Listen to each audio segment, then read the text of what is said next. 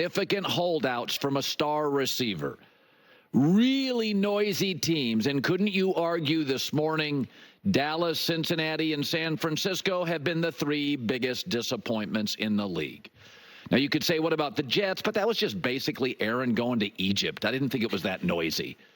It is unfortunately now common with a year left on a contract for a wide receiver or a star player to think it's my time to get paid. For the record, Buffalo is 3-0. This is the best version of Buffalo ever. And their quarterback, Josh Allen, isn't even subtle about the team moving off Stephon Diggs. Here is Josh Allen. It's a fun and wonderful thing when you got a bunch of guys that don't care about the stats. They don't care about the touchdowns. And again, I think throughout practice, we've just had this mindset of like, hey, let's just do things the right way and find ways to win football games. That's what we're doing right now. I have talked about this for years, that a number one receiver is actually overrated. You want to have multiple weapons. You know, you want a Puka Nacua and a Cooper Kupp in their prime and healthy. That's great. But when you have a dominant receiver who is willing to put himself above the team, find me all those organizations that are winning Super Bowls. How many playoff games are the Miami Dolphins winning? Because I know what's happening in Kansas City since they bailed on one. I started talking about this with Dez Bryant and Dak. I said Dak got better when he didn't have to coddle and babysit Dez Bryant, who needed constant validation that he was the guy. And Dez was a good player, and he got into the end zone. But I think a number one receiver is overrated. I think a collection of really solid B-plus guys. Now, I need a great quarterback and a great left tackle and a great edge rusher. Give me a Chris Jones. Give me a Mahomes. Give me a great coach. There are 4 or 5 things I want great. But I don't need a number one lockdown corner. History proves you don't. I don't need a number one wide receiver. And I like all these receivers, but Brock Purdy and Brandon Ayuk, you can tell they miss the camp reps. They miss it. Jawan Jennings right now, I'm not so sure. I don't think he's better than Brandon Ayuk, but he's playing better. And Brock Purdy trusts him because he trusts a teammate who showed up to camp. I know all you young sports media are obsessed with getting the bag, and I'm all for it too. When your contract is over and not scrubbing your social media because you got your feelings hurt. When your contract's over, and if you're great, pay Justin Jefferson whatever it costs. Pay Devontae Adams whatever it costs. I'm not anti-player or anti-getting the bag. But Joe Burrow, finally good last night. It's week 3. Jamar Chase wasn't all in. So when star players put themselves, this is not the NBA. It is not it's not a player-driven league. You can even be a great quarterback in this league. It doesn't guarantee anything except interesting. Star quarterback without everything else is interesting. I mean, the Chargers with Justin Herbert have gone from interesting to potentially more because they got the right coach and the right people around him. But Dallas is money obsessed. That's all we hear about. Fans are over it. And it's Dallas, by the way, is a soft franchise. And that's what happened to people that sit around and talk about money all day. You never heard that in New England for 20 years. I never hear about it in Kansas City. I know Mahomes reworks his deal. I don't hear about money that much. I don't. Chris Jones wanted a new contract. They got it done. Travis Kelce, they get it done. Didn't Kelce get a new contract this offseason? It's like out of the blue. I think it got reported that he signed a contract. I didn't even hear that. I didn't even know it was up.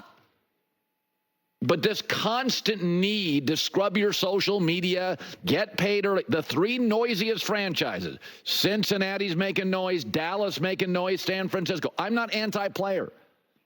Play through your contract. And if you are a star player, a lot of organizations, frankly, do want to pay you early. They want to get a better deal on the back end. I'm not anti-getting the bag. But it's not a coincidence. Now, you could say, what about the Jets? What about the Jets? I had said this earlier. If Aaron showed up to that mini camp, you wouldn't have heard anything. And I don't know how much that mattered. I didn't love it.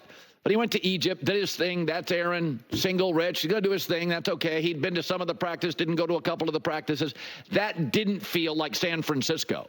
San Francisco was like a 6-week headache. Or Dallas, and get me this and get me that. God, good God, the last time Dak got paid before this time, we spent like 4 years on it. J-Mac with the news. No.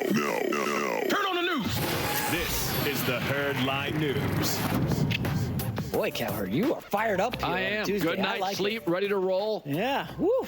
Boy, he's excited. All right, let's get started here with the 49ers. This is not good. It just every day there's more bad news on the 49ers injury front. Christian McCaffrey we'll get to in a second. He and Debo have been out. Now they just announced that defensive tackle Javon Hargrave is out for the year with a torn triceps. Kyle Shanahan spoke about the team's awful injury luck. Injuries are always a part of it. We've had to deal with it a number of years, sometimes more than others. I think last year, just mainly with some of our main guys, we were very fortunate. You know, they didn't miss too many games. This year it's been totally different to start out, so that's been real tough. You know, I'd like to try to stay positive with it, that, you know, all of them eventually are going to come back, but that probably changed with Hargrave today, so that was a tough pill to swallow there. But yeah, we definitely haven't had the luck that we had last year. This feels like it's a kind of in a 4-year, 5-year thing. It's the same guys getting hurt all the time. It's a Debo, it's a Kittle, it's a McCaffrey, because they're very physical players. That is why last year I said at the end I felt San Francisco had peaked. I don't think Buffalo has peaked. I don't think Aaron Rodgers, they could grow still. There are a lot of teams that are good that we think, you know, like Cincinnati's defense, unless they made a big move at the trade deadline, it's just not good enough. But I look at San Francisco and I feel like they've been the best roster in the league for like 5 or 6 years. And everybody's getting paid now except Purdy. Like, the whole team's getting paid, and the whole team's getting old. Yeah. And even the young player Hufanga got hurt. So it's like, I feel like San Francisco, last year we got the best of them. Now, I do think they'll rest McCaffrey, and I think what they'll do is, this baseball teams do this, you just get your aces ready for October or September, and I think San Francisco is okay with McCaffrey not playing now because Mason's a good backup. But I think in the end, this team is old, expensive, and now it's fair to say they're brittle. Well, it's weird because the Jets last year had one of the best defenses in the league. And then you're like, oh, every single player was healthy and like nobody was hurt. Now, all of a sudden, Jets missing Mosley with the middle linebacker. Jermaine Johnson out for the season. Like, guys are getting dinged up and the defense isn't as great.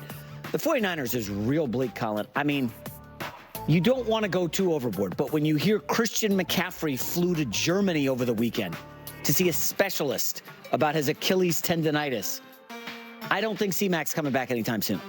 And, like, you can rely on Mason, but, like, is Debo Samuel going to get healthy? Yeah. When is Kittle going to come back? But here's the good news. Colin. Brock Purdy's never played better. Shanahan's still great. Outside of McCaffrey, they do have capable running backs. It doesn't feel like they're a Super Bowl team. I don't think they're man overboard. I think Brandon Ayuk's going to get better over time. Well, you would hope. I still think San Francisco's viable because of their style, their culture, their coach. And I think Brock Purdy this past weekend showed us what all of the critics, I was a little cynical. He really showed us that, listen, I can do this thing without all my weapons. So I think they're fine. But again, I'll go back to this. This is not the first time it's happened. This team is old and expensive and now brittle. And it's fair to say all those things. So the schedule is a little fortuitous. They have the Patriots this week. They're 10-point favorites. However, Patriots extra time to prepare coming off the Thursday night game. Maybe it's competitive. And then you've got Arizona after that on the 6th. And Arizona's defense is very wobbly, but they can score.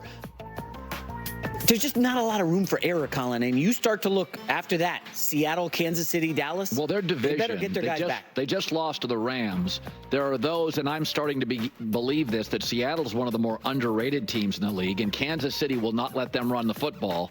So Dallas, actually, I feel today, Dallas at home, a team that can't stop the run. And again, unless Dallas makes a trade deadline move, that run defense, that D-line interior is weak. Well, so these games, I think on paper, like I look at Dallas sounds big. Dallas can't beat San Francisco the way they're constructed defensively. What did San Fran beat them by like 40 last year? They just can't. They literally, Dallas, their weakness is the Niners' strength, physicality, running at you. So I think Dallas is going to get smoked by them, and I think New England is. But the other games they'll be all close. So, listen, Seattle, remember, I like them. I bet them to win the division. You kind of scoffed.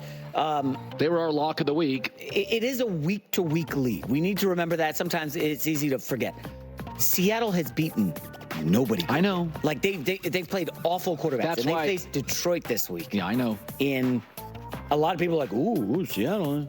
Just look at that Seattle injury report. Yeah. I I think Detroit is probably the side this week. And I like Seattle this week. No, it's one of my three games. By the way, last week we couldn't figure out why Seattle was only a 4.5 point favorite at home against Skylar Thompson, and it was exactly what you're saying. The league was like, who have they beaten?